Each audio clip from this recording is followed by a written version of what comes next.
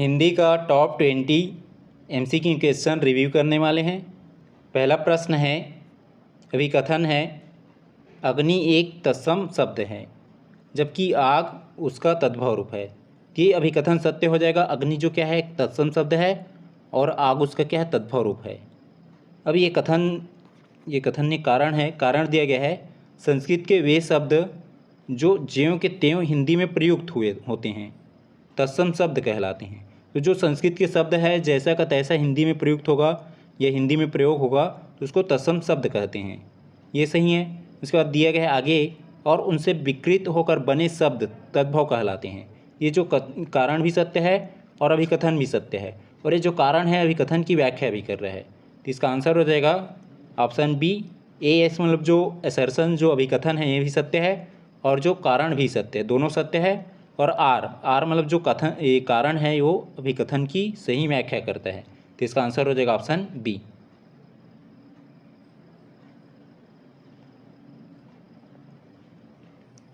प्रश्न है, अभिकथन है योग रूढ़ शब्द रचना के आधार पर रूढ़ शब्दों के समान ही होते हैं।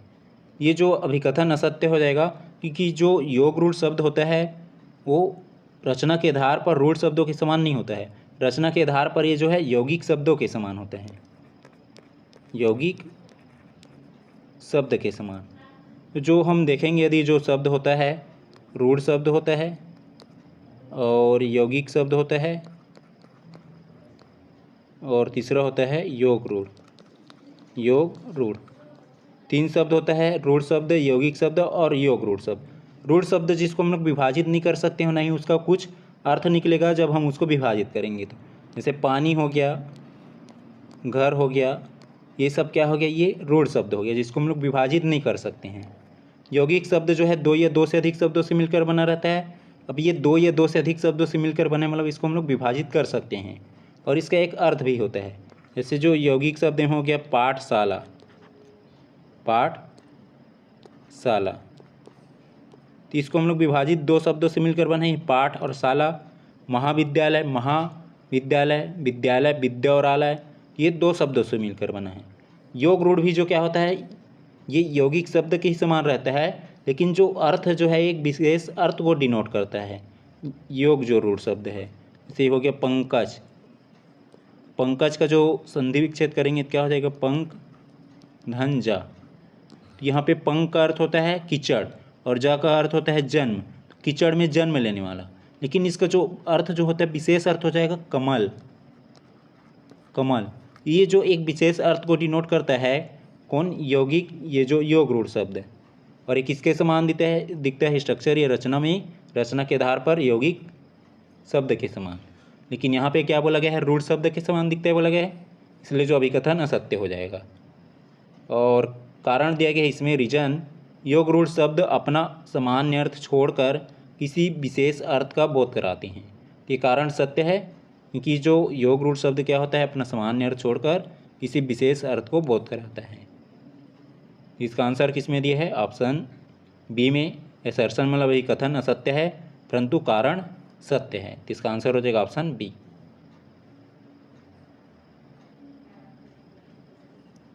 प्रश्न है शब्दों के स्रोत का सही मिलान करें। एक साइड दिया है शब्द का प्रकार, दूसरे साइड है उदाहरण। संकर शब्द, संकर शब्द में क्या आ जाएगा इसमें, तीसरा आ जाएगा छायादार। ए का तीसरा, फर्स्ट का तीसरा, फर्स्ट का तीसरा जो है बी में नहीं है और डी में नहीं है, बी और डी को हटा दिए।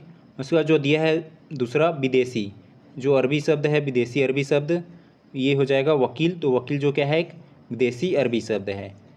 दूसरा का चौथा, दूसरा का चौथा जो है सी में नहीं है, सी भी हट गया, तो इसका आंसर हो जाएगा ऑप्शन ई। उसके बाद जो दिया है तीसरा जो है देशज, देशज जो है कौन सा शब्द है, ये देशज का उदाहरण कौन सा है, खिड़की, ये हो जाएगा देशज का खिड़की।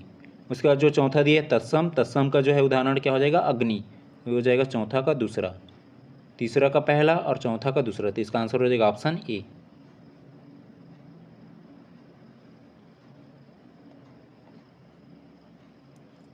प्रश्न है पर्यायवाची शब्दों का मिलान करें। पर्यायवाची शब्दों का मिलान करना है, यहाँ पे दिया है ए अरविंद, अरविंद का पर्यायवाची शब्द क्या हो जाएगा, अरविंद का पर्यायवाची शब्द हो जाएगा कमल। हो जाएगा ए का 3 कमल। उसके बाद जो दिया है बी छड़दा, छड़दा का पर्यायवाची शब्द क्या हो जाएगा विभावरी। छड़दा का जो है जो पर्यायवाची शब्द हो जाएगा विभावरी, हो जाएगा बी का 1 विभावरी। इसके बाद जो दिया है सी पावक, पावक का जो है पर्यायवाची शब्द क्या हो जाएगा, पावक मीन्स होता है अग्नि, तो अग्नि का जो पर्यायवाची शब्द हो जाएगा पावक का अनल, हो जाएगा सी का 2 अनल। उसके बाद जो डी दिया है सौदामिनी, सौदामिनी का जो पर्यायवाची शब्द क्या हो जाएगा बिजली, ये हो जाएगा डी का 4। डी का 4 जो है डी में नहीं है और ए में नहीं है, ए और डी हट गया। उसके बाद जो देखेंगे ए का 3 जो है बी में नहीं है, बी हट गया, तो इसका आंसर हो जाएगा ऑप्शन सी, ए का 3, बी का 1 और सी का 2 और इसके बाद जो है डी का 4, तो इसका आंसर हो जाएगा ऑप्शन सी।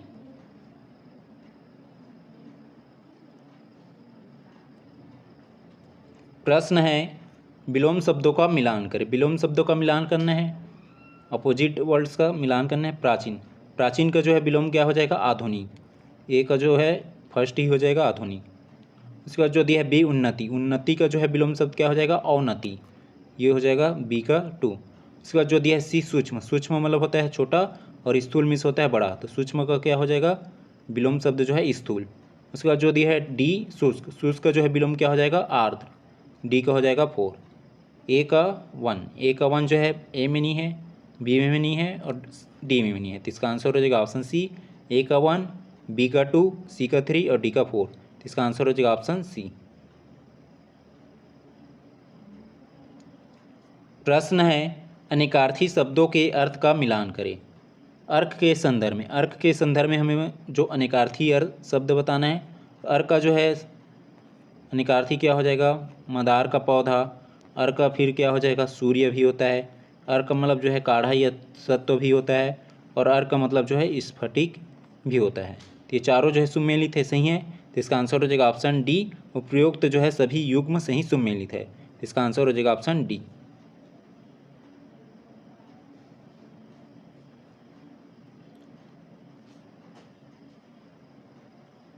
प्रश्न है हिंदी शब्द विकास के ऐतिहासिक क्रम को प्राचीन से नवीन की ओर व्यवस्थित करें। प्राचीन मतलब पुराने से नए की ओर हमें इसको अरेंज करना है, व्यवस्थित करना है। सबसे पहले जो विकास हुआ हिंदी का, ये होता है संस्कृत से। संस्कृत आ जाएगा पहले नंबर पे। संस्कृत के बाद जो है संस्कृत का ही विकृत रूप क्या है पाली या प्राकृत, हो जाएगा चौथे नंबर वाला, पाली या प्राकृत दूसरे नंबर पे। उसके बाद जो है अपभ्रंश, ये हो जाएगा अपभ्रंश जो है तीसरे नंबर पे। और फिर अपभ्रंश से किसका विकसित हुआ हिंदी का, तो हिंदी हो जाएगा चौथे नंबर पे। पहले नंबर पे संस्कृत, पहला नंबर पे संस्कृत मतलब जो है 2, तो 2 जो है पहले नंबर पे आना चाहिए, बी में नहीं है और सी में नहीं है, 2 आ जाएगा पहले नंबर पे। दूसरे नंबर पे फिर 2 के बाद ये चौथा वाला आ जाएगा दूसरे नंबर पे, और फिर जो है ये पहला वाला आ जाएगा तीसरे नंबर पे और ये तीसरा वाला आ जाएगा चौथे नंबर पे। ये हो गया अरेंज, दूसरा चौथा, ये दूसरा के बाद पहला ये हट जाएगा डी, तो इसका आंसर हो जाएगा ऑप्शन ए। सबसे पहले जो आए ये संस्कृत से विकसित क्या हुआ ये पाली या प्राकृत, मतलब जो संस्कृत का विकृत रूप जो है पाली या प्राकृत, और पाली या प्राकृत का विकृत रूप है अपभ्रंश। अपभ्रंश के बाद फिर किसका विकास हुआ हिंदी का, ये इसका क्रम है, तो इसका आंसर हो जाएगा ऑप्शन ए।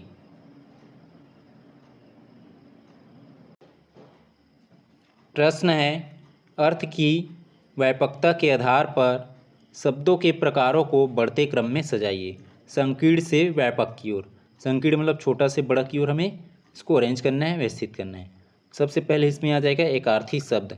एकार्थी शब्द मतलब जिसका एक ही अर्थ हो, ये पहले नंबर पे आ जाएगा। और उसके बाद जो है दूसरे नंबर पे आ जाएगा रूढ़ शब्द, और फिर तीसरे नंबर पे आ जाएगा अनेकार्थी शब्द जिसका अनेक अर्थ हो।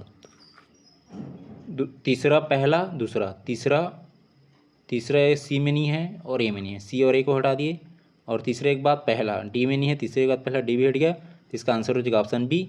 तीसरा फिर पहला फिर दूसरा, तो इसका आंसर हो जाएगा ऑप्शन बी।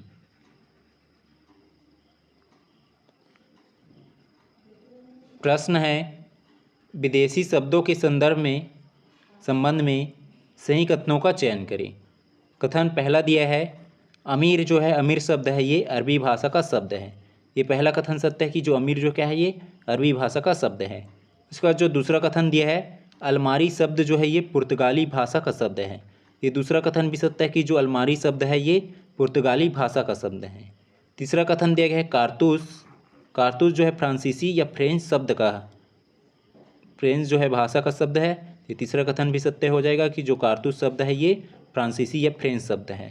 ये तीसरा कथन भी सत्य है। तीनों कथन सत्य है। किसमें दिए? ऑप्शन सी में, जिसका आंसर हो जाएगा ऑप्शन सी, पहला, दूसरा और तीसरा तीनों कथन सही हैं।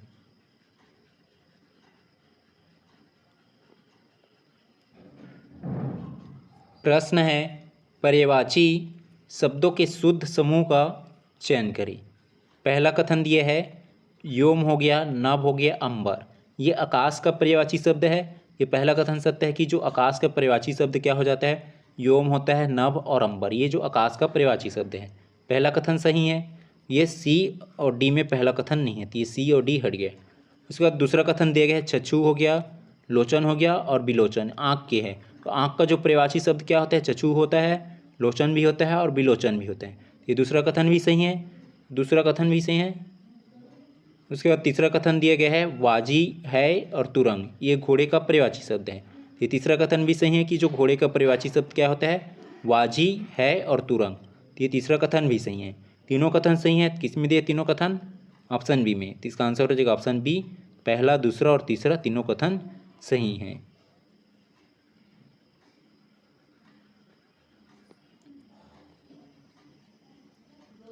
प्रश्न है तद्भव शब्दों के सही समूह को पहचानें। पहला दिया है, पहला कथन अचरज। तो अचरज एक क्या है? तद्भव शब्द है, तो ये सही है। दूसरा कथन दिया है उजाला, उजाला भी तद्भव शब्द है, भी सही है। तीसरा दिया है काज, तो काज भी जो है तद्भव शब्द है। चौथा दिया है धैर्य, ये धैर्य जो है तद्भव नहीं है, तत्सम है। धैर्य का जो है तद्भव शब्द क्या होता है? धीरज, धीरज। ये जो है चौथा असत्य है, रॉन्ग है। चौथा वाला हट जाएगा। हमें जो है सही समूह को पहचानना, पहला और दूसरा और तीसरा, ये तीन कथन सत्य है, यह सही है। किसमें दिया है? पहला, दूसरा, तीसरा, ऑप्शन ए में। तो इसका आंसर हो जाएगा ऑप्शन ए, पहला, दूसरा और तीसरा कथन सही है।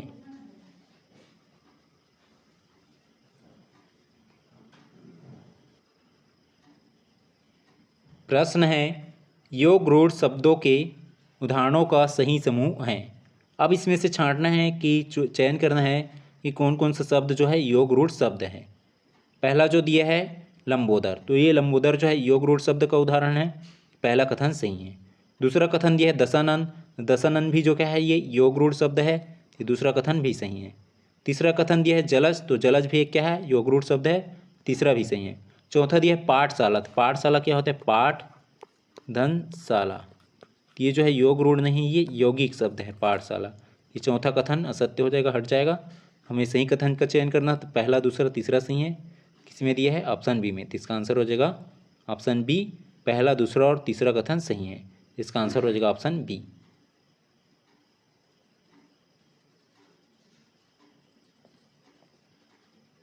प्रश्न है खिचड़ी किस प्रकार का शब्द है? तो इसका आंसर हो जाएगा ऑप्शन सी, देशज।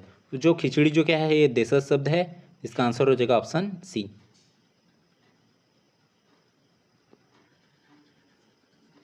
प्रश्न है अट्टालिका का तद्भव रूप क्या होगा? अट्टालिका का जो है तद्भव रूप क्या होता है? अटारी, अटारी। किसमें दिया है? ऑप्शन बी में। तो इसका आंसर हो जाएगा ऑप्शन बी, अटारी।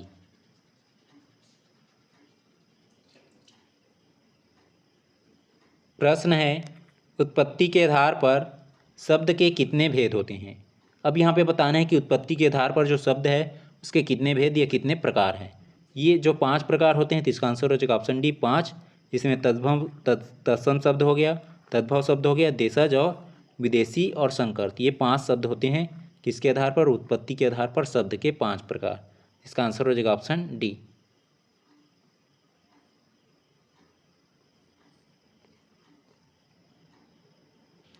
प्रश्न है जो शब्द संस्कृत से सीधे आकर थोड़े बदलाव के साथ प्रयोग होते हैं उन्हें क्या कहते हैं? तो इसमें बताना है कि ऐसा शब्द जो संस्कृत से सीधे तो आया है लेकिन थोड़े बदलाव के साथ क्या हो रहा है? प्रयोग हो रहा है, तो उस शब्द को बोला जाता है अर्ध तत्सम शब्द। अर्ध तत्सम शब्द या आधा तत्सम शब्द। इसका आंसर हो जाएगा ऑप्शन ए, अर्ध तत्सम शब्द बोला जाता है ऐसे शब्द जो संस्कृत से तो सीधे आया है लेकिन उसका जो प्रयोग होगा, जो उसका उपयोग करेंगे, प्रयुक्त करेंगे, तो थोड़े बदलाव के साथ होता है। तो इसका आंसर हो जाएगा ऑप्शन ए।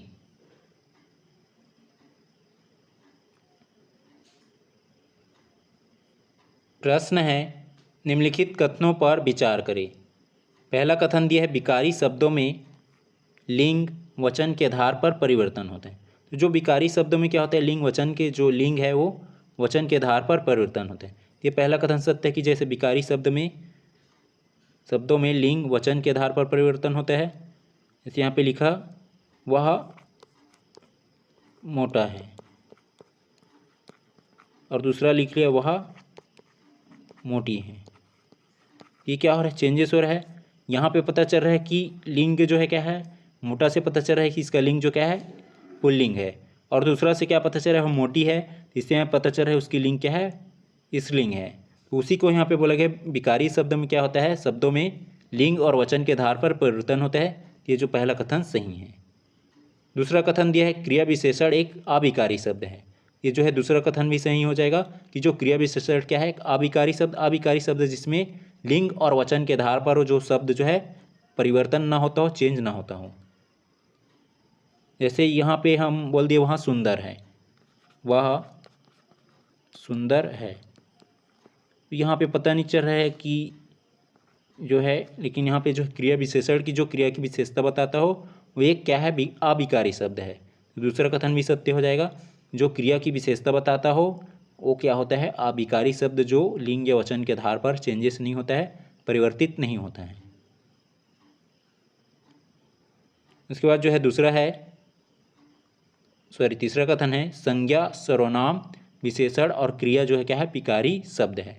यहाँ पे हो गया संज्ञा, हो गया सर्वनाम, हो गया विशेषण, हो गया और क्रिया, ये जो है चारों क्या है, विकारी शब्द है। जबकि क्रिया विशेषण क्या है, एक अविकारी शब्द है। अविकारी शब्द जो क्या होगा, लिंग या वचन के आधार पर परिवर्तित नहीं होगा। लेकिन जो है संज्ञा सर्वनाम विशेषण और क्रिया जो विकारी शब्द है, जो लिंग वचन के आधार पर परिवर्तित होता है।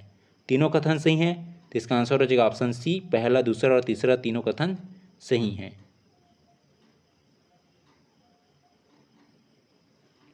प्रश्न है, देशज शब्दों के बारे में कुट के माध्यम से सत्य पहचानी।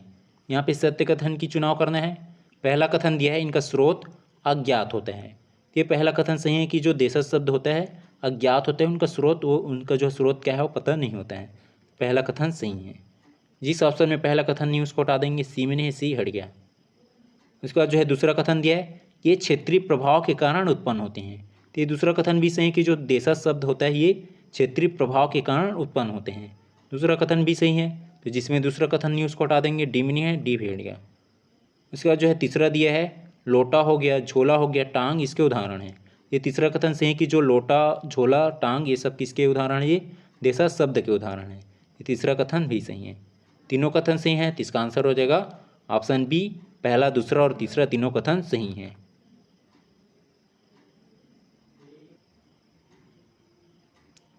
प्रश्न है, अनेकार्थी शब्द दीज के लिए सही अर्थ कुट चुने। इसमें जो है अनेकार्थी शब्द के लिए कौन कौन से जो कथन सही हैं उसका चुनाव करना है। पहला है ब्राह्मण, ये जो है अनेकार्थी शब्द में दीज का जो है पहला कथन सही है। दूसरा कथन है जो दीज का अर्थ जो होता है पक्षी भी होता है। और तीसरा जो दिया है दांत भी होता है दीज का अर्थ, और दीज का अर्थ जो है चंद्रमा भी होता है। ये अनेकार्थी शब्द में दीज का जो है चारों कथन सही है, और चारों कथन वाला किस में दिया, ऑप्शन डी में। तो इसका आंसर हो जाएगा ऑप्शन डी, पहला, दूसरा और तीसरा और चौथा चारों कथन सही है। इसका आंसर हो जाएगा ऑप्शन डी।